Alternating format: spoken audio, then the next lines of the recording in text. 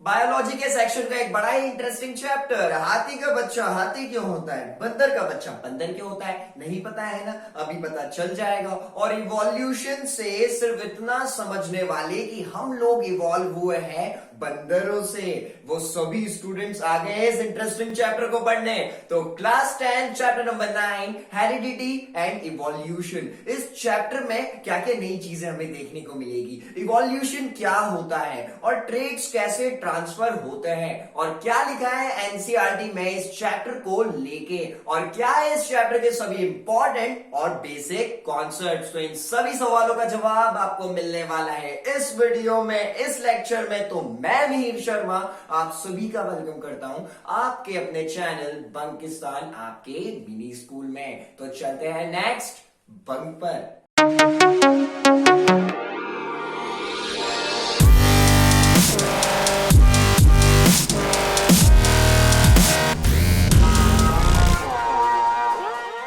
Reproduction की process से जो इंडिविजुअल्स होते हैं वो क्या करते हैं, अपने ही जैसे ऑफस्प्रिंग को जन्म देते हैं। यानी कि क्या है, अगर मैं सिंपल लैंग्वेज में बोलूं ताकि आप लोग समझ पाए, तो क्या है, रिप्रोडक्शन की वजह से जितने भी इंडिविजुअल्स हैं वो अपने जैसे ऑफस्प्रिंग को राइज देते हैं। यानी कि उनके ही जैसा जो एक बच्चा आता है, जो एक ऑफस्प्रिंग है, जो इंडिविजुअल्स आया है, वो उनके जैसा सिमिलियर होता है। ठीक है, रिप्रोडक्शन से हमें क्या समझ में आया, जो बेबी आएगा वो सिमिलियर होगा जिस इंडिविजुअल से आया है। मैं क्या बोल रहा हूं, सिमिलियर होता है, सेम नहीं होता है। अब सिमिलियर और सेम में क्या मतलब है, मतलब उनके जैसा होता है, पूरा सेम एग्जैक्ट क्लोन नहीं होता है। ऐसा हम बोलते क्या, देखो ये रही शर्मा फैमिली, सबके चेहरे एक जैसे हैं, इन सबकी हाइट एक जैसी है, देखो सबके बाल ब्राउन है। ऐसा कुछ फिक्स है? बिल्कुल नहीं है। ठीक है, तो क्या होगा, ये जो रिप्रोडक्शन है इसकी वजह से क्या होगा, यहां पर सिमिलियर ऑफस्प्रिंग होगा, पूरा सेम नहीं होगा। अब ये सिमिलियरिटी आती क्यों है, यानी कि अब हमको वो जवाब मिलेगा कि हाथी का बच्चा हाथी के होता है और बंदर का बच्चा बंदर के होता है। तो देखिए क्या होगा, पेरेंट्स से ट्रेड्स ट्रांसफर होंगे चाइल्ड केस में। यानी कि क्या होगा, जो कुछ ट्रेड्स है, जो कुछ कैरेक्टर से ट्रांसफर होते हैं पेरेंट से प्रोजेनी में। यानी कि जो पेरेंट्स है उनसे बच्चे में, ऑफस्प्रिंग में कुछ ट्रेड्स का ट्रांसफर होता है, कुछ कैरेक्टर्स का ट्रांसफर होता है, इसी के लिए उनके जैसा सिमिलियर हो जाता है। अब जो हाथी का बच्चा है उसमें इंसान के ट्रेड्स और कैरेक्टर्स नहीं जा रहे, किसके जा रहे हैं, एलिफेंट के जा रहे हैं, इसीलिए तो वो एलिफेंट होता है। समझ पा रहे हैं? अब आप बोलेंगे सर ये चीज तो समझ में आ रही है कि ये जो सिमिलियरिटी ऑफस्प्रिंग में दिख रही है वो इसीलिए दिख रही है क्योंकि पेरेंट्स में से ट्रांसफर हो रहे ट्रेड्स और कैरेक्टर्स प्रोजेनी में। बट सर ये ट्रेड्स और कैरेक्टर्स क्या होते हैं, ट्रेड्स और कैरेक्टर्स याद रखो, आगे चल के पूरी टेबल में बहुत अच्छे से समझने वाले हैं। तो यहां पर हमें ये चीज समझ में आ गई है कि जो ऑफस्प्रिंग्स है उनमें सिमिलरिटी क्यों आ रही है, क्योंकि क्या हो रहा है, ट्रांसफर हो रहे ट्रेड्स और कैरेक्टर्स। अब जो ये ट्रांसफर हो रहा है ना, ध्यान से सुनना, एक बहुत बड़ी चीज बता रहा हूं, जो ये ट्रांसफर है ट्रेड्स और कैरेक्टर्स का पेरेंट से प्रोजेनी में, इसी को कहते हैं हेरिडिटी। क्या बोला मैंने, ये जो ट्रांसफर हो रहे हैं ना हमारे ट्रेड्स और कैरेक्टर्स, इसका ट्रांसफर क्या कहलाता है, हेरिडिटी। ठीक है, चैप्टर का नाम ही है हेरिडिटी एंड इवोल्यूशन। तो समझ में आ गया, पहले तो हेरिडिटी क्या होता है, कैरेक्टर और ट्रेड्स का ट्रांसफर होना। अब जो जिस प्रोसेस से ये ट्रांसफर होंगे, क्या बोल रहा हूं, जिस प्रोसेस से ये ट्रांसफर होंगे वो प्रोसेस कहलाती है इनहेरिटेंस। क्या कहलाती है, इनहेरिटेंस। तो हमें अभी क्या समझ में आया है, रिप्रोडक्शन की वजह से क्या होगा, जो ऑफस्प्रिंग रहते हैं वो इंडिविजुअल जैसे सिमिलियर होते हैं। अब ये सिमिलियरिटी क्यों आ रही है, क्योंकि ट्रांसफर होते हैं ट्रेड्स और कैरेक्टर्स पेरेंट से प्रोजेनी में, और ये जो ट्रेड्स और कैरेक्टर का ट्रांसफर होना है पेरेंट से प्रोजेनी में कहलाता है हेरिडिटी। और जो प्रोसेस है, जिस प्रोसेस से ये एक जनरेशन में दूसरी जनरेशन में जाएंगे, यानी कि जिस प्रक्रिया से ये ट्रेड्स और कैरेक्टर्स जाएंगे वो क्या कहलाएगी, इनहेरिटेंस। तो कंफ्यूज नहीं होना है। ठीक है, जो ट्रांसफर है उसको बोलते हैं हेरिडिटी, और जिस प्रोसेस से होंगे उसको कहते हैं इनहेरिटेंस। तो यहां से ये चीज हमें क्लियर हो चुकी है, स्लाइड लिखी हुई है, ठीक है, नोट्स भी बनाते चलो साथ में। तो अब ये जितने भी इंडिविजुअल्स होते हैं ये क्या होते हैं, अगर हम इनको क्लोजली देखेंगे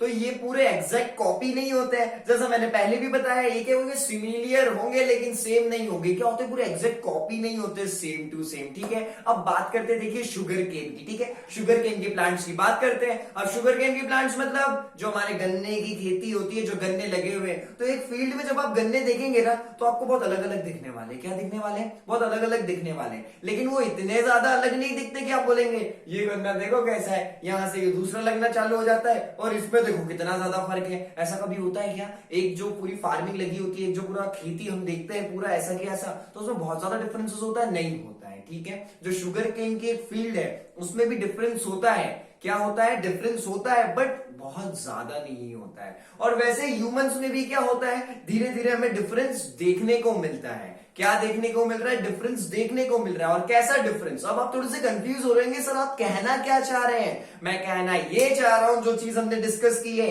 कि क्या होगा, सिमिलियर होते कॉपी नहीं होंगे, यानी कि पूरा एग्जैक्ट जैसा चेहरा है वैसा ही बीबी पूरा नहीं हो सकता, सब कुछ same to same, it is not possible. क्या होगा, जो हेयर है, जो हाइट है, जो बहुत से अलग अलग चीजें हैं, वो क्या होगी, चेंज होने वाली है। और इसी को क्या बोलते हैं, वेरिएशन बोलते हैं। क्या बोलते हैं, वेरिएशन बोलते हैं। यानी कि इंडिविजुअल्स में, स्पीशीज में थोड़े थोड़े चेंजेस आते जाना धीरे धीरे, इसको बोलते हैं वेरिएशंस बोलते हैं। क्या बोलते हैं, वेरिएशंस बोल रहे हैं। समझ में आया वेरिएशंस क्या है, जो ये चेंजेस हो रहे हैं ना धीरे धीरे स्पीशीज में, जनरेशन बाय जनरेशन, वो होता है वेरिएशन। और वेरिएशन को बहुत अच्छे तरीके से हम आगे डिस्कस करने वाले, भी घबराना नहीं है, इंट्रोडक्शन है, तो एकदम से ऐसा मत समझो कि हेरिडिटी एंड इवोल्यूशन, गला ही दबा देंगे इसका, अभी तो पूरा पकड़ ही लेंगे, पकड़ेंगे, लेकिन थोड़ा सा रुकना है। अब वेरिएशन हमें समझ में आ गया, जो छोटे छोटे चेंजेस हो रहे हैं generation by generation, generation by generation, ठीक है, जो डिफरेंस हमें देखने को मिल रहा है। अब यही डिफरेंस जब हम बहुत ज्यादा हो जाए, क्या हो जाए, बहुत ज्यादा हो जाए, बहुत लॉन्ग टाइम का हो जाए, जब हम उसको देखेंगे तो वो क्या हो जाता है, इवोल्यूशन हो जाता है। क्या हो जाता है, इवोल्यूशन हो जाता है। इवोल्यूशन में बहुत ज्यादा टाइम लग रहा है। देखिए वेरिएशन और इवोल्यूशन सेम चीज है, लेकिन समझिएगा जब आप उस प्रोसेस को देख रहे हैं कम टाइम में, तो वो क्या वेरिएशंस हो रही है, 2-3 जनरेशन में देखी, लेकिन अब आप बात कर रहे हैं लाखों जनरेशन की, यानी कि लाखों जनरेशन की बात कर रहे हैं, तो सब में थोड़ी थोड़ी थोड़ी थोड़ी थोड़ी थोड़ी वेरिएशंस आई होगी। और जब ये लाखों साल की वेरिएशंस को स्टडी करते हैं, एक लंबे टाइम की वेरिएशंस को स्टडी करते हैं, तो वो इवोल्यूशन बन जाता है। क्या बन जाता है, इवोल्यूशन, जिसकी बात हम बहुत अच्छे तरीके से करेंगे। बट मैं कॉमन एग्जांपल देता हूं जो आपको इवोल्यूशन बहुत अच्छे से समझा देगा। तो हमें क्या अभी यहां से ही समझना है, इंसान कहां से आए हैं, हमने सुना है बंदर से इंसान इवॉल्व हो गए, तो ऐसा हुआ था क्या, बंदर था, बंदर ने रिप्रोडक्शन किया और यहां से निकला बेबी और वो निकला ह्यूमन।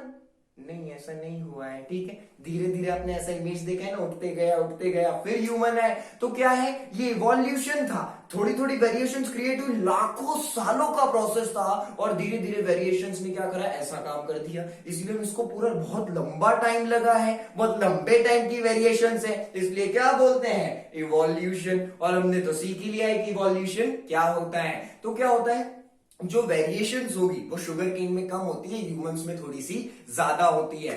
अब ह्यूमंस जल्दी जल्दी इवोल्यूशन नहीं कर सकते, क्योंकि हम लोग, आप बताइए बेबी कितने टाइम में प्रोड्यूस होता है, यानी कि एक जो ह्यूमन है वो अपने टाइम में 2 या 3 बेबी प्रोड्यूस करता है, और फिर उसके बाद उसे 20 से 25 साल फिर लगेंगे अगली बेबी में। तो जनरेशन थोड़े थोड़े टाइम में बढ़ रही है। तो फिर इवोल्यूशन की फाइनल डेफिनेशन क्या बोल सकते हैं, एक्यूमुलेशन हो जाना वेरिएशन का बहुत लंबे टाइम तक। क्या, accumulation of variation over a long period of time in species. वो क्या करेगा, एक नई स्पीशीज बना देगा, है ना। बनी कि नहीं बनी, वो बंदर से बहुत टाइम तक जनरेशन में वेरिएशंस आती गई, थोड़ा सा अलग ह्यूमन बना, फिर ऐसे ऐसे इवॉल्व होते गए, और फाइनली हम होमो सेपियंस आ गए, ठीक है। तो क्या हुआ, इवोल्यूशन की डेफिनेशन स्क्रीन पर दिख रही है, सेम टू सेम हर चीज आपको जो जैसी यहां पर स्लाइड में दिख रही है, आप बिल्कुल मेरा यकीन मानिए 110% अगर आप यही सब लिखेंगे जब आपसे वो चीज पूछी गई, आपके कोई नंबर नहीं काटने वाले हैं। तो यहां पर जो हर एक स्लाइड आ रही है ना, उसके नोट्स बनाते हुए चलिए, आपको बहुत हेल्पफुल रहेगा। एग्जाम में सेम टू सेम यही लिखना है अगर कोई भी ऐसा टॉपिक पूछा जा रहा है जो यहाँ पर हम पढ़ेंगे, और अब सारे टॉपिक्स पढ़ेंगे। तो फाइनली इवोल्यूशन की हमने डेफिनेशन क्या समझी है, एक्यूमुलेशन हो जाना वेरिएशन का एक बहुत लंबे टाइम तक जिससे नई स्पीशीज आने लग जाए, उसे बोलते हैं इवोल्यूशन। और इवोल्यूशन एक लॉन्ग पीरियड ऑफ टाइम की प्रोसेस है, ठीक है, यानी कि बहुत लंबे टाइम में होता है इवोल्यूशन। एक तो आप बोलेंगे सर वहां पर बेबी हुआ है, चलिए ना इवोल्यूशन दिखाइए, वहां पर पॉसिबल नहीं है, ठीक है। क्या होता है, एक जनरेशन से दूसरे में वेरिएशंस होते हैं और बहुत सारी जनरेशन में इवोल्यूशन। तो ये था चैप्टर का जनरल इंट्रोडक्शन। अब चलते हैं नेक्स्ट टॉपिक पर। चैप्टर में मोमेंटम बन गया है, आप लोग हैं तैयार हेरिडिटी एंड इवोल्यूशन पढ़ने के लिए? तो फटाफट चलिए इस चैप्टर को फिनिश करने की गाड़ी स्टार्ट कर देते हैं। तो बात करते हैं नेक्स्ट टॉपिक की। अब मैं इस चैप्टर में आपको अगले टॉपिक में नहीं ले जा रहा हूं, एक ट्विस्ट कर रहा हूं। आपकी बुक में क्या है, एक टेबल बहुत बाद में दी हुई है, 2-3 टॉपिक्स के बाद में। अब 2-3 टॉपिक्स में क्या होंगे, वो डेफिनेशन, वो टर्म्स यूज होगी, तो आपको दिक्कत नहीं आनी चाहिए, ठीक है। तो क्या करना है हमें, यहां पर एक जो इंपॉर्टेंट टेबल है जो बहुत सारे इंपॉर्टेंट टर्म्स बताती है हेरिडिटी से रिलेटेड, उनको हम पहले समझेंगे। और मैं लिटरली बोल रहा हूं, अभी आप सपोर्ट लेके बैठे हो, टेका लेके बैठे हो, थोड़ा सा सीधे हो जाओ। सिर्फ 10 मिनट बोल रहा हूं, जिसने अभी लेक्चर में 10 मिनट ध्यान दिया ना हेरिडिटी वाले पार्ट पे, उसे कोई रोक नहीं सकता है, कोई हाथ नहीं पकड़ पाएगा, और ये मेरा प्रॉमिस है, ठीक है। अगर ये पूरा नहीं हुआ तो कमेंट बॉक्स में बोल दीजिएगा सर ये तो चीटिंग कर दी आपने, ठीक है। और ऐसा बिल्कुल नहीं होगा। क्या करना है, कंडीशन सिर्फ ये है, जो टेबल हम अभी पढ़ने वाले हैं ना, उसमें अपना पूरा एफर्ट लगा दो। अभी उठो और क्या बोलना है, हेरिडिटी एंड इवोल्यूशन पढ़ना है, सब कुछ मुझे सीखना है, तो अभी बस 10 मिनट दे रहा हूं मैं, 10 मिनट में पूरा काम हो जाएगा, ठीक है। और फिर रटना नहीं पड़ेगा, सबसे अच्छी बात तो यही है, क्योंकि आप इन चीजों को समझ पाओगे, क्योंकि इसमें अलग अलग टर्म्स है जो कि रोज की वर्ड से, जो रोज की लैंग्वेज है उससे बहुत अलग है। तो चलिए शुरू करते हैं इंपॉर्टेंट टर्म्स को जो कि रिलेटेड है हेरिडिटी से। पहली टर्म हमें कौन सी देखने को मिलती है, क्रोमोसोम। क्रोमोसोम्स क्या होते हैं, एक थ्रेड लाइक स्ट्रक्चर है, क्या बोल रहा हूं मैं, एक थ्रेड लाइक स्ट्रक्चर होता है जो कि कहां पर होता है, न्यूक्लियस के अंदर होता है। क्या बोल रहा हूं, एक थ्रेड लाइक स्ट्रक्चर है जो कि न्यूक्लियस में होता है, और ये अपीयर होता है सेल डिवीजन के दौरान। बड़ा सिंपल था, 16 दुश्मन है। पहले को हमने क्या समझा है, क्रोमोसोम एक धागे जैसा थ्रेड लाइक स्ट्रक्चर है जो कि कहां है, सेल में, न्यूक्लियस में, और ये अपीयर होता है सेल डिवीजन के दौरान। कब अपीयर होता है, सेल डिवीजन के दौरान। तो हमें ये चीज समझ में आ गई, पहला वाला टर्म बिल्कुल क्लियर है। पहला वाला क्या हो गया, खत्म हो गया, दुश्मन एनिमी। बात करते हैं सेकेंड वाले टर्म की। सेकेंड टर्म है जीन। क्या बोल रहा हूं मैं, जीन, वो वाला जीन नहीं है ना, हुकुम मेरे आका, वो वाला नहीं है ये जीन, ये GENE वाला, हमारा हेरिडिटी वाला जीन। तो जीन क्या होता है, फंक्शनल यूनिट है हेरिडिटी की। क्या है, फंक्शनल यूनिट है। फंक्शनल यूनिट क्या होता है, देखिए घर बनता है तो क्या क्या चीजें लगती है, फटाफट से समझ लेते हैं इसको। बहुत सारी चीजें लगेगी, सीमेंट लगेगी, ब्रिक्स लगेगी, जो आयरन है वो लगेगा, सैंड लगेगी, ठीक है, बहुत सारी चीजें लगेगी। बट मेन चीज क्या है, ईट, यानी कि जो हमारी ब्रिक्स होती है, जो ईट होती है, वो बहुत जरूरी है, उसी से सब कुछ बनता है। बाकी सब चीजें भी इंपॉर्टेंट है, बट वो एक फंक्शनल यूनिट है, एक इंपॉर्टेंट यूनिट है।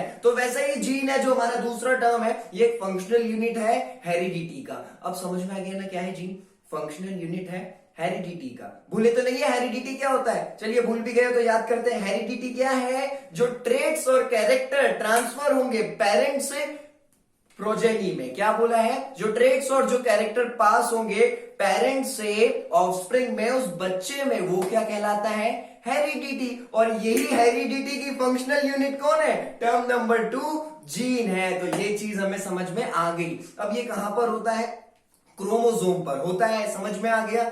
तो अब अभी 2 टर्म्स क्लियर करिए। क्रोमोसोम क्या है, थ्रेड लाइक स्ट्रक्चर है, सेल डिवीजन के दौरान अपीयर होने वाला है। और जीन क्या होता है, फंक्शनल यूनिट है हेरिडिटी की, और ये क्रोमोसोम के ऊपर रहता है। बात करते हैं टर्म नंबर 3 जो कि बहुत ज्यादा इजी होने वाली है, और वो है कैरेक्टर्स। क्या बोल रहा हूं, कैरेक्टर्स, अलग अलग कैरेक्टर्स निभा रहा है वो एक मूवी में, ठीक है, ऐसा वाला सुना होगा, ये हेरिडिटी वाला कैरेक्टर समझते हैं। कैरेक्टर्स क्या होता है, एक फीचर। क्या बोल रहा हूं मैं, फीचर और कैरेक्टरिस्टिक, यानी कि क्या फीचर और क्या कैरेक्टरिस्टिक शो कर रहा है। कैरेक्टर का मतलब क्या है, एक ऐसा फीचर जो कि क्या बताएगा, हाइट शेप कलर। क्या बताएगा, हाइट शेप कलर, यानी कि जो अलग अलग चीजें इंडिविजुअल में, कि कौन सा कैरेक्टर होगा, उसकी हाइट टॉल होगा कि छोटा होगा, कलर गोरा होगा या काला होगा, और जो शेप है कि कैसा होगा, मोटा रहेगा पतला रहेगा, ये सब कैरेक्टर्स भी ट्रांसफर होंगे हेरिडिटी में। तो हमें ये चीज समझ में आ गई। टर्म नंबर 3 जो कैरेक्टर्स है वो क्या है, फीचर बता रहा है, जैसे कि कलर, शेप और साइज और एक्सेट्रा। तो तीनों टर्म्स क्लियर है, तीनों दुश्मन हो गए खत्म। बात करते हैं फोर्थ टर्म की। तो अब बात करते हैं अगली टर्म के बारे में। अब जो हम 4 टर्म पढ़ेंगे, एलील हो गया, हाइब्रिड हो गया, डोमिनेंट एलील्स और रिसेसिव एलील्स। ये देखिए मैंने चारों टर्म्स आपको यहां पर बता दिए। अब ये जो हम पढ़ेंगे ना, आप इसके थोड़ा कंफ्यूज हो सकते हैं, थोड़ा सा आपका दिमाग घूम जाएगा, लेकिन आपको एक चीज याद रखनी है कि आपको यहाँ पे कंफ्यूज नहीं होना है। अब क्यों नहीं होना है, क्योंकि इसके साथ हम एग्जाम्पल भी डिस्कस करेंगे, क्योंकि चैप्टर में आगे वो चीज आएगी ना, कंफ्यूज होंगे ये एलील है कि क्या है, क्या हो रहा है, तो यहीं पर उस चीज को डिस्कस कर लेते हैं, यहीं पे खत्म कर लेते हैं, यानी कि आगे जाके चैप्टर बहुत स्मूथ हो जाएगा। इसी टेबल में थोड़ा सा स्ट्रॉन्ग कर लेते हैं। तो चलिए, एलील्स क्या होता है, जो हमारा अगला टर्म है, ये क्या है, डिफरेंट फॉर्म होता है सेम जीन का। वापस से सुनना, डिफरेंट फॉर्म होता है सेम जीन का, जो कि प्रेजेंट होता है सेम प्लेस पे क्रोमोसोम पे। फिर से सुनिए, एलील कुछ भी नहीं है, एक ही जीन का डिफरेंट फॉर्म जो कि ऑक्यूपाई करता है सेम स्पेस क्रोमोसोम पे। ठीक है, तो एलील हमें समझ में आ गया है। अब इसका एग्जांपल आप चाह रहे होंगे, अभी नहीं, पहले क्या करना है, डोमिनेंट और रिसेसिव भी पढ़िए, साथ में बताऊंगा। तो आप क्या बात करते हैं, डोमिनेंट एलील्स की बात करते हैं। डोमिनेंट एलील्स जो हमारा अगला टर्म है, ये क्या है, जो डोमिनेंट एलील्स होती है ना, ये अपना क्या करेगी, ये अपना जो एक्सप्रेस कर पाती है अपने आप को, क्या कर पा रही है, अपना इफेक्ट एक्सप्रेस कर पाती है। नाम में ही क्या है, डोमिनेंट है। डोमिनेंट वाली क्या है, एक होती है डोमिनेंट एलील और एक होती है रिसेसिव एलील्स। अगर डोमिनेंट वाली खड़ी है तो रिसेसिव वाली कुछ नहीं कर पाएगी। अरे इसके नाम में डोमिनेंट है तो डोमिनेंट करेगा कि नहीं करेगा। डोमिनेंट एलील का मतलब ये है कि कोई एक पर्टिकुलर कैरेक्टर होगा, तो अगर वो एलील वहां पर प्रेजेंट है तो वहां पर क्या होगा, वो डोमिनेंट वाले का जो इफेक्ट होगा वो एक्सप्रेस होगा, चाहे वहां पर रिसेसिव वाली हो या नहीं हो। तो समझ पा रहे हो, डोमिनेंट एलील क्यों बोल रहे हैं इसको। अगर रिसेसिव एलील है भी तो भी किसका इफेक्ट दिखने वाला है, डोमिनेंट वाली का। समझ में आ गया। तो अब बात करते हैं रिसेसिव एलील्स की। रिसेसिव एलील्स जो टर्म है वो क्या है, ये अपना इफेक्ट नहीं बता पाएगी, यानी कि इनका इफेक्ट क्या होता है, एक्सप्रेस नहीं कर पाती है। अगर कोई भी डोमिनेंट एलील खड़ी हुई है और अगर साइड में रिसेसिव एलील है, ठीक है, तो ये नहीं बता पाएगी अपना इफेक्ट। क्यों, क्योंकि डोमिनेंट एलील बता देगी, क्योंकि वो डोमिनेंट कर रही है। अब रिसेसिव एलील अगर अपना इफेक्ट बता ही नहीं सकती है तो काम क्या है, बताएगी, इफेक्ट बताएगी। जब कैप्टन नहीं होता है तो वाइस कैप्टन का ही तो काम होता है। तो वैसे ही यहां पर जब डोमिनेंट एलील है, जब तो रिसेसिव एलील अपना इफेक्ट एक्सप्रेस नहीं कर पा रही है, बट जब डोमिनेंट एलील यहां पर नहीं होगी, यानी कि वो है ही नहीं, इधर भी रिसेसिव इधर भी रिसेसिव, तो रिसेसिव एलील्स अपना क्या करने वाली है, इफेक्ट एक्सप्रेस करने वाली है। अब थोड़ा सा दिमाग घूमा होगा, थोड़ा बहुत समझ आया होगा, तो अब जो थोड़ा सा बाउंसर गया है ना, इसको जरा बैट पे लाते हैं और कर देते हैं बाउंड्री के बाहर। तो एलील्स का मतलब क्या होता है, डिफरेंट फॉर्म सेम जीन का ऑक्यूपाई करता है सेम स्पेस क्रोमोसोम पे। अब आप देखिए क्या है, मैं आपको 2 एलील्स बता रहा हूं। 2 एलील्स कौन कौन सी हो गई हमारी, एक हो गई टी टी, ठीक है, क्या बोल रहा हूं, टी टी। एक कैपिटल टी ले लीजिए, एक स्मॉल टी ले लीजिए, जैसा आपको स्क्रीन पर दिख रहा होगा। तो कैपिटल टी और स्मॉल टी। कैपिटल टी क्या है कि जो हमारा इंडिविजुअल होगा वो टॉल होगा, क्या होगा, टॉल होगा। और जो स्मॉल टी है वो क्या बता रहा है कि शॉर्ट होगा। समझ में आ गया। तो हमारी डोमिनेंट एलील कौन सी है, ये दोनों एलील्स है पहली बात तो। और डोमिनेंट एलील कौन सी है, जो बड़ा वाला टी लिखा हुआ है, ठीक है। और रिसेसिव वाला कौन सा है, जो छोटा टी लिखा हुआ है, ठीक है। और बड़ा टी का मतलब क्या है, टॉल, और शॉर्ट वाली टी का मतलब क्या है, स्मॉल। तो अब देखिए क्या होता है, अगर रेशो क्या बना, हमेशा रेशो 2 का ही बनता है, 1 का नहीं बनता है। अगर कैपिटल टी और स्मॉल टी हुआ, क्या बोल रहा हूं, कैपिटल टी और स्मॉल टी हुआ, तो अब क्या होगा, टॉल हो या शॉर्ट। बड़ा वाला टी है टॉल और छोटा वाला है शॉर्ट, यहां पर दोनों मिल गए तो क्या होगा, टॉल होगा। क्यों होगा टॉल, ऑफस्प्रिंग टॉल होने वाला है, शॉर्ट नहीं होगा। क्यों, क्योंकि हम जानते हैं जो बड़ा वाला टी है वो डोमिनेंट एलील है। क्या है, डोमिनेंट एलील है। और डोमिनेंट एलील हम पढ़ के आए हैं, ये वही टर्म का तो है क्या, कि डोमिनेंट एलील अपना इफेक्ट शो करेगा अगर रिसेसिव है भी तो समझ में आ गया। यानी कि अगर बड़ा टी और स्मॉल टी हुआ तो भी ऑफस्प्रिंग क्या होने वाला है, टॉल होने वाला है। ये चीज क्लियर है, क्योंकि डोमिनेंट अपना इफेक्ट दिखाएगा, और डोमिनेंट कौन सा है, कैपिटल टी। अब अगर दोनों कैपिटल टी हुए तो फिर तो सवाल ही नहीं उठता, वो उसके सामने भी दिखा देता है, तो फिर यहां तो वो रिसेसिव है भी नहीं, तो वो अपना दिखाएगा। और लेकिन अब क्या हुआ, दोनों केसेस में क्या है, टॉल है, इधर भी टॉल है। अब ऑफस्प्रिंग शॉर्ट कब होगा, ऑफस्प्रिंग शॉर्ट जब होगा जब दोनों स्मॉल टी हो, यानी कि डोमिनेंट का काम ही नहीं है, डोमिनेंट यहां पर है ही नहीं। अब रिसेसिव एलील अपना इफेक्ट एक्सप्रेस कर सकते हैं। तो जब स्मॉल टी होगा तो क्या होगा, रिसेसिव एलील्स क्या कर पाएगी, अपना इफेक्ट एक्सप्रेस कर पाएगी। तो तीनों को फिर से एग्जांपल के जरिए हमने थोड़ा सा समझ के देखा है। अब एक और बार तीनों को थोड़ा सा समराइज करते हैं। एलील्स क्या होती है, एक ही जीन का डिफरेंट फॉर्म ऑक्यूपाई करेगा सेम स्पेस क्रोमोसोम में। और हमारा डोमिनेंट एलील्स क्या होती है, ऐसे कैरेक्टर्स जो क्या है डोमिनेंट एलील्स है, यानी कि अपना इफेक्ट शो करते हैं, चाहे रिसेसिव वाला वहां पर प्रेजेंट हो या नहीं हो। वो प्रेजेंट होगा तो भी जीत इनकी, वो प्रेजेंट नहीं है तो भी जीत इनकी।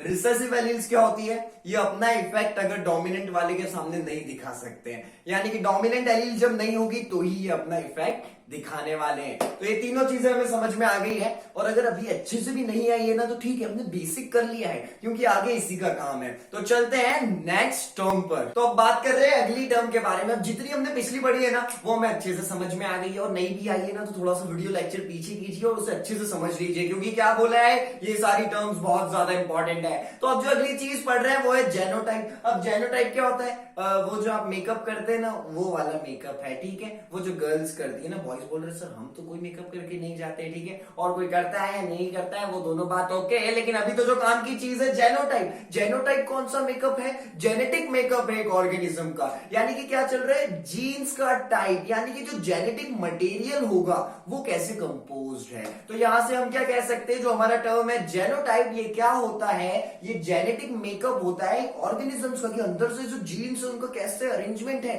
वो हाइट का, वो डार्क का, वो कैसे हो रहा है, ठीक है। तो अभी जो आपको याद रखनी है चीज जेनोटाइप में, जिससे आप पूरे चैप्टर में कंफ्यूज नहीं होंगे, ये जेनेटिक मेकअप होता है ऑर्गेनिज्म का, जेनेटिक कंपोजिशन बताता है ऑर्गेनिजम्स का। तो चलिए बात करते हैं इसी के जैसे इसके भाई की फेनोटाइप के बारे में। तो जेनोटाइप के बाद जो अगला टर्म देखने को मिलता है वो है फेनोटाइप। ये फेनोटाइप क्या है, वो उसमें क्या था, जेनेटिक मेकअप देख लिया, यानी कि अंदर की चीज देख लिया। अब होता है कि ऐसे तो होता नहीं ना, हम जा रहे हैं बोले देख हाथ में जीन्स घूम रहे हैं, ऐसा होता है क्या, नहीं होता है ना। जेनेटिक मेकअप था, अंदर की बात थी। अब फेनोटाइप क्या है, फिजिकल अपीयरेंस। क्या हो गया, जो फिजिकल अपीयरेंस के कैरेक्टरिस्टिक है उसकी बात होती है। तो क्या समझ में आ गया, ये जेनेटिक मेकअप क्या था हमारा, जेनोटाइप, और जो फिजिकल अपीयरेंस होगा यानी कि जो एक्सटर्नल पूरी जो चीजें हैं उनसे जो डील करेगा वो होता है हमारा फेनोटाइप। जैसे कि हो गया हाइट, शेप और कलर। तो हमें ये चीज समझ में आ गई है। अब मोनोहाइब्रिड बताते हैं, ठीक है। मोनोहाइब्रिड, डायहाइब्रिड मैं आपको आगे बताऊंगा, तो आपको उस समय याद करना है, ठीक है। मोनोहाइब्रिड क्या होता है, जब हम स्टडी करते हैं एक कैरेक्टर को, क्या बोल रहा हूं मैं, मोनोहाइब्रिड क्या है, एक ऐसा क्रॉस जिसमें हम सिर्फ स्टडी करते हैं एक कैरेक्टर को। और जो अगला है डायहाइब्रिड, वो क्या होगा, जब हम स्टडी करेंगे दो कैरेक्टर को। तो बड़ा क्या है, बड़ा सेम है। मोनोहाइब्रिड और डायहाइब्रिड क्या सेम है। मोनोहाइब्रिड में क्या करेंगे, स्टडी करेंगे एक कॉन्ट्रास्टिंग कैरेक्टर को, और डायहाइब्रिड में स्टडी करेंगे दो कॉन्ट्रास्टिंग कैरेक्टर को। जेनोटाइप क्या होता है, genetic makeup of an organism, और फेनोटाइप क्या होता है, फिजिकल और external appearance of an organism. तो ये चारों टर्म्स भी जो थी ये भी पकड़ ली है। अब बात करते हैं लास्ट की 4 टर्म्स की, और ये सारी टर्म्स खत्म हो जाएगी, फिर तो ये चैप्टर बुलजाए जाने वाला है, यानी एकदम परफेक्ट निशाना लगने वाला है। तो चलिए इन 4 जो बची हुई टर्म्स है फटाफट इन्हें फिनिश करते हैं। तो अब बात कर रहे हैं होमोजाइगस और हेट्रोजाइगस के बारे में। अब ये दोनों टर्म्स को साथ में क्यों डिस्कस कर रहे हैं, होमोजाइगस को भी हेट्रोजाइगस को भी, क्योंकि दोनों क्या है, एक दूसरे से रिलेटेड है, ठीक है, यानी कि इन दोनों का रिलेशन है। समझते हैं क्या रिलेशन है। जो होमोजाइगस होता है ना,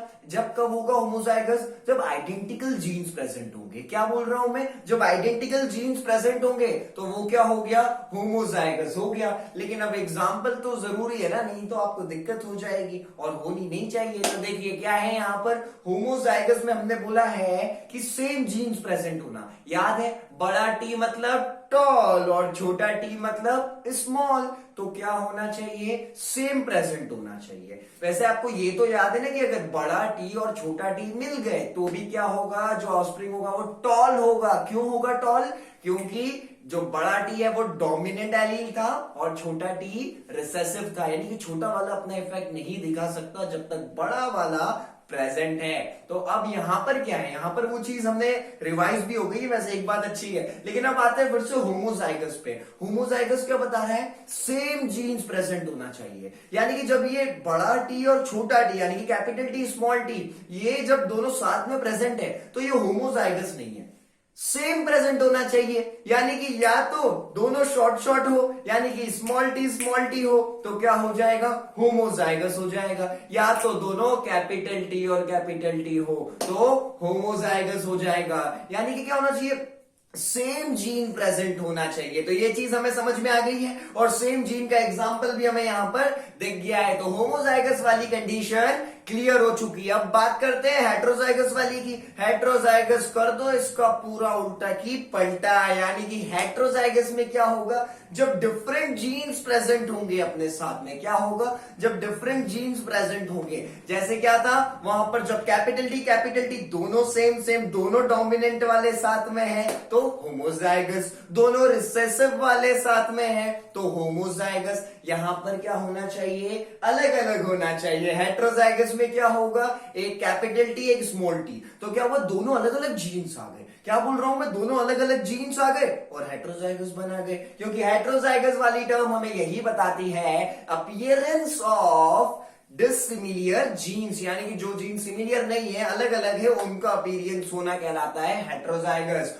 होमोजाइगस मतलब सेम, हेट्रोजाइगस मतलब डिफरेंट। तो चलिए दोनों टर्म समझ में आ गई। ये बात करते हैं अगली की। अगली क्या है, प्रोजेनी। प्रोजेनी क्या है, प्रोजेनी आपको बहुत अच्छे से पता है, एक इंडिविजुअल जो रिप्रोडक्शन करेगा उसके बाद में जो आएगा वो प्रोजेनी कहलाता है। इंडिविजुअल ऑफस्प्रिंग भी कहलाता है। और क्या कहलाता है, अगर आपको प्योर भाषा में बोलूं ना, प्रोजेनी क्या होता है, प्रोजेनी एक बेबी है, एक बच्चा है, एक ऑफस्प्रिंग है। रिप्रोडक्शन के बाद में जो बेबी आने वाला है ना, उसी को हम प्रोजेनी बोलते हैं। बट साइंस पढ़ रहे हैं, बायोलॉजी पढ़ रहे हैं, तो उसी की लैंग्वेज में बोलना पड़ेगा। इसलिए प्रोजेनी, ऑफस्प्रिंग, इन सब से आप फेमिलियर हो जाइए। इसका मतलब बेबी ही है, कुछ और नहीं है ना। तो अब मैं वापस से नहीं बताऊंगा, देखिए बार बार ऐसे हाथ नहीं कर सकता मैं आपको बताने के लिए। अब आप समझ जाइए कि यहाँ पर क्या है, जो हमारा बेबी है उसी को ऑफस्प्रिंग और प्रोजेनी बोल रहे हैं, जो आने वाला है इंडिविजुअल से रिप्रोडक्शन के बाद। तो अब हमें समझ में आ गया है। चलिए जाते जाते लास्ट टर्म सीखनी है हमें, कौन सी है, वो है गैमेट्स। गैमेट्स क्या होते हैं, रिप्रोडक्शन वाले चैप्टर में बहुत अच्छे से सीख के आए गैमेट्स क्या होते हैं, फिर भी समझ लेते हैं। मेल अपनी तरफ से कुछ सेल्स रिलीज करती है और फीमेल भी कुछ सेल्स रिलीज करती है, जिससे बेबी प्रोड्यूस होने वाला है। कैसे होगा तो अभी तक नहीं देखा है, तो हाउ डू ऑर्गेनिज्म रिप्रोड्यूस वाला वीडियो लेक्चर देख लीजिएगा। तो अब क्या है, यहां से गैमेट्स क्या है, कुछ जो सेल्स है, जो जर्म सेल्स जो मेल रिलीज करता है जिससे बेबी प्रोड्यूस होगा, उसको हम बोलते हैं गैमेट्स। ठीक है, इस चीज में कोई दिक्कत है नहीं होगी। तो प्रोजेनी हमें क्लियर हो गया, ऑफस्प्रिंग को बोल रहे हैं, जो डॉटर ऑर्गेनिज्म है उसको बोल रहे हैं। और जो दूसरी चीज हमने जो सबसे लास्ट में देखी वो है गैमेट्स। गैमेट्स सेल्स है जो कि रिलीज करते हैं मेल और फीमेल और सारे ऑर्गेनिजम्स बेबी प्रोड्यूस करने के लिए। तो यहां से हमें ये चीज क्लियर हो गई है।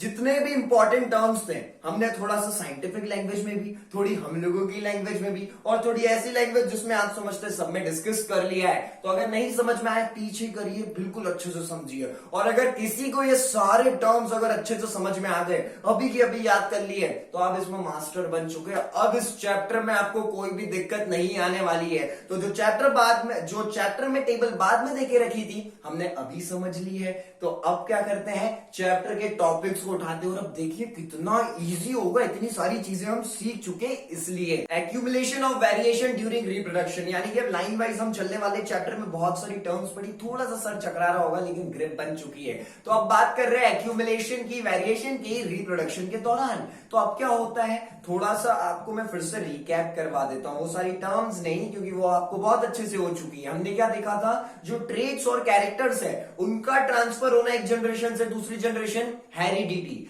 जिस प्रोसेस से होंगे इनहेरिटेंस, और बहुत ज्यादा लार्ज स्केल पे हम उस वेरिएशन को स्टडी करें सालों से, लाखों सालों से, हजारों सालों से, तो वो इवोल्यूशन।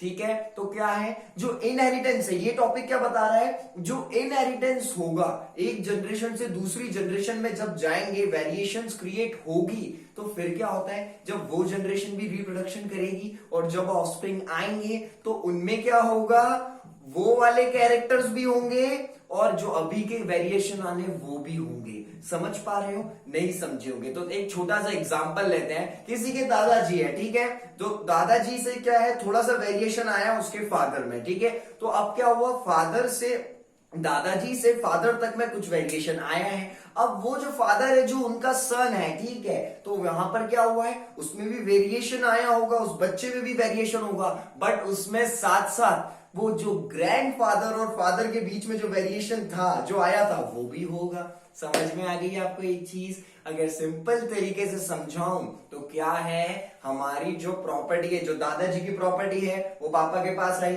और पापा ने भी अपना बहुत सारा कुछ बनाया, तो वो प्रॉपर्टी भी और दादाजी की प्रॉपर्टी भी उस बेटे को मिल गई। अब बहुत अच्छे से समझ गए होंगे, ठीक है। तो यहां से हमें क्या समझ में आ रहा है, जो इनहेरिटेंस है ना, वो क्या करेगा, अच्छा बॉडी डिजाइन भी दे देता है, सेम टू सेम सब कुछ वैसा देता है, बट थोड़ा सा वेरिएशन लेके आता है। और जब जनरेशन आगे बढ़ती है तो उसमें भी वेरिएशन क्रिएट होते हैं, बट पिछला वाला वेरिएशन साथ में लेके आती है, ठीक है, यानी कि जो पिछला वेरिएशन हो गया वो भी रहेगा और अभी का नया भी होगा। एक एग्जांपल लेते हैं और इससे आप बहुत अच्छे से इस चीज को समझ जाएंगे कि ये वेरिएशन क्या है, ठीक है। यानी कि जो एक्यूमुलेशन है वेरिएशन का, रिप्रोडक्शन के दौरान जो वेरिएशन हो रही है, ये क्या है।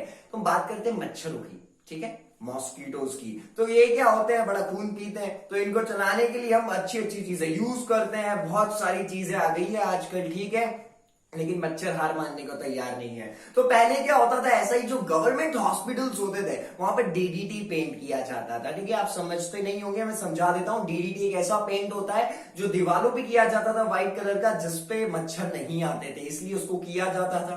तो अब क्या होता था, जो डीडीटी हमारा है उससे मॉस्किटो मर जाते थे, बट थोड़े बहुत अगर बाय चांस जिंदा रह गए तो अब वो उनका रिप्रोडक्शन तो होगा ही, ठीक है। वैसे भी मॉस्किटोज का लाइफ स्पैन बहुत कम ही होता है, तो बहुत जल्दी जल्दी होती है सारी प्रोसेस, ठीक है। तो क्या हुआ, वो डीडीटी जो हार्मफुल है मॉस्किटोज के लिए, बहुत सारे मॉस्किटोज उसमें मर गए, बट थोड़े बहुत जिंदा रह गए।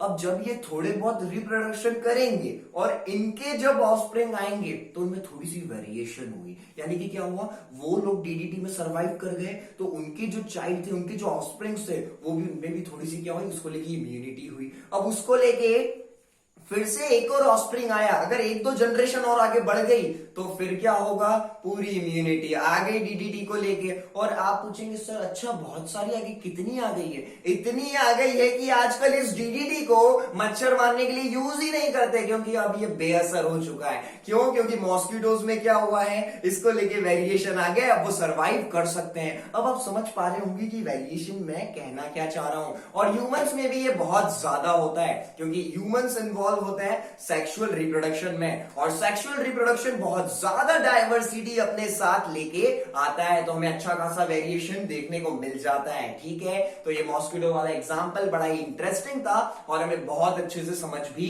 आ गया है। तो यहां से अब हम एक और चीज देखने वाले हैं। अब क्या है, हमने ये भी समझ लिया मॉस्किटो वाला एग्जांपल, और ह्यूमंस में ज्यादा होता है, और इतना होता है कि आज तक जो सालों पहले कुछ बीमारियां थी वो बिल्कुल है भी नहीं, बिल्कुल खत्म हो गई है। क्यों हो गई है? क्यों? क्योंकि उसको लेके क्या हो गई है, इम्यूनिटी डेवलप्ड हो गई है, वो लोग सर्वाइव कर गए, फिर जनरेशन जनरेशन जनरेशन जनरेशन आई, तो उनमें वो ट्रेट्स और कैरेक्टर्स थे कि वो डिफेंड कर सके उस डिसीज को, ठीक है। अब आप समझ गए होंगे। तो वेरिएशन हमें समझ में आ गई है, थोड़ा सा समय लेती है, जनरेशन बाय जनरेशन बहुत बड़ी हो जाती है, ठीक है। तो अब इसका एडवांटेज क्या है? वेरिएशंस अपने साथ बहुत कुछ लेके आएगी, बट सबसे बड़ा एडवांटेज, अलग अलग वेरिएशन का अलग अलग एडवांटेज है, बट सबसे बड़ा एडवांटेज ये है कि वो स्पीशीज की, उस स्पीशीज के पर्सन की, एनिमल्स की, ऑर्गेनिज्म की लिविंग एबिलिटी को बढ़ा देती है एनवायरमेंटल कंडीशंस में, ठीक है। मैं कहना क्या चाह रहा हूं, एनवायरमेंट में जो उनका सर्वाइवल है ना, वो बहुत अच्छा हो जाता है वेरिएशन की वजह से। क्योंकि जो पहले के लोग हैं, बाय चांस अगर आप टाइम मशीन बना लें, तो जो पहले के लोग हैं 4 से 5 हजार साल पहले, उनको आप टाइम मशीन से बैठा के लेके आ गए यहां पर, अब क्या होगा उनका? वो शायद ही रह पाए। क्यों? क्योंकि उनके टाइम पे क्या था कि एयर बहुत ज्यादा फ्रेश थी। ठीक है, क्या थी? एयर बहुत ज्यादा फ्रेश थी। लेकिन आजकल कितना पॉल्यूशन हो गया है। ठीक है, तो वो एकदम से तो हुआ नहीं है कि आज मंडे और एकदम से इतनी गैसेस आ गई, धीरे धीरे धीरे धीरे ही हुआ है ना। समझ पा रहे हैं आप इस चीज को? तो यहां पर क्या हुआ, वो सरवाइव नहीं कर पाएंगे जिनको आप टाइम मशीन से पहले से लेके आए हैं। तो अब आप बोलेंगे सर आज हम क्यों कर पा रहे हैं?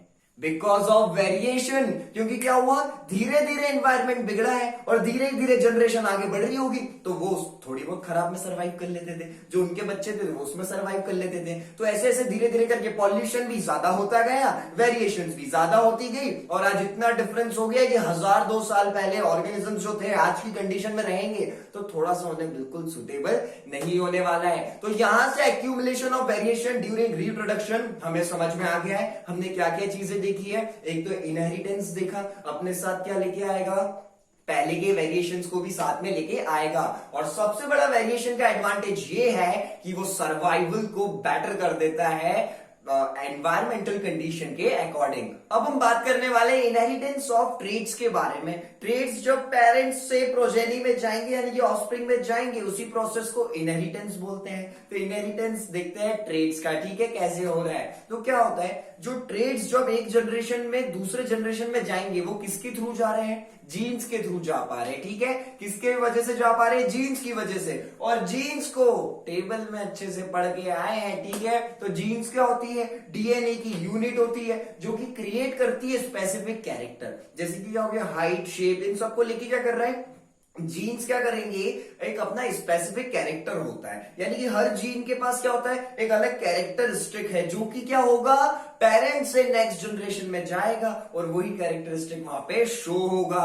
तो हमें क्या समझ में आ रहा है अभी, जब ट्रेड्स एक जनरेशन में दूसरे जनरेशन में जाएंगे तो वो जीन्स के थ्रू जाते हैं। और जीन्स क्या है? यूनिट है डीएनए की, जो कि क्या करती है, स्पेसिफिक एक कैरेक्टर बनाती है। क्या करती है? स्पेसिफिक कैरेक्टर बनाती है। वो कुछ भी हो सकता है, हाइट, शेप, कलर, ठीक है, इस चीज में हमें कोई दिक्कत नहीं है।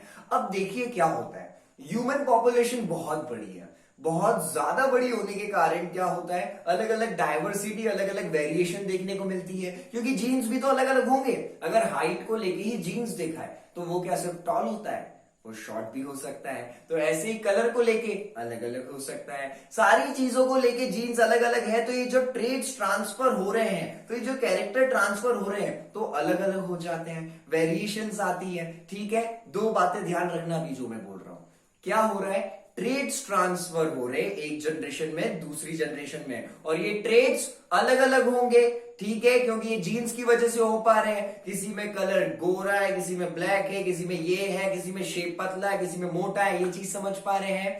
और दूसरी चीज क्या ध्यान रखनी है कि वेरिएशंस भी क्रिएट होता जा रहा है थोड़ा थोड़ा। तो यहां से ह्यूमन की पॉपुलेशन बड़ी है तो क्या होगा, इसीलिए हमें अलग अलग ब्लड ग्रुप देखने को मिलते हैं, अलग अलग साइजेस के ह्यूमंस देखने को मिलते हैं, अलग अलग शेप होता है, अलग अलग फेस होता है, सबकी अलग अलग चीजें सारी एक दूसरे से डिफरेंट होती है। तो यहां तक हमें बिल्कुल क्लियर है। अब इसी लार्ज पॉपुलेशन की वजह से एक डिफरेंस अभी बताता हूं, आज घर में चेक कर लेना सबका कि ये डिफरेंस किस किस में है। ठीक है, तो ये डिफरेंस क्या है, इतनी बड़ी पॉपुलेशन होने की वजह से जो जीन्स है सब में अलग है, वेरिएशन थोड़ी सी क्रिएट होती है। और एक बात करेंगे एग्जांपल की, अटैच्ड ईयर लोब और फ्री ईयर लोब। अब क्या होता है, जो आपके कान होते हैं, जो आपके ईयर्स होते हैं, ठीक है, हाँ मैं खींचने नहीं वाला हूं, मैं हूं भी नहीं वहां पर। तो जो हमारे ईयर्स होते हैं वो क्या है, जो उसमें नीचे का पोर्शन होता है, जो ये वाला पोर्शन है, ठीक है, जिसको आप पकड़ के सॉरी बोलते हैं, ठीक है, तो ये वाला जो पोर्शन है इसको बोलते हैं ईयर लोब। ठीक है, यानी कि कान का जो नीचे वाला पार्ट है उसको हम बोलते हैं ईयर लोब।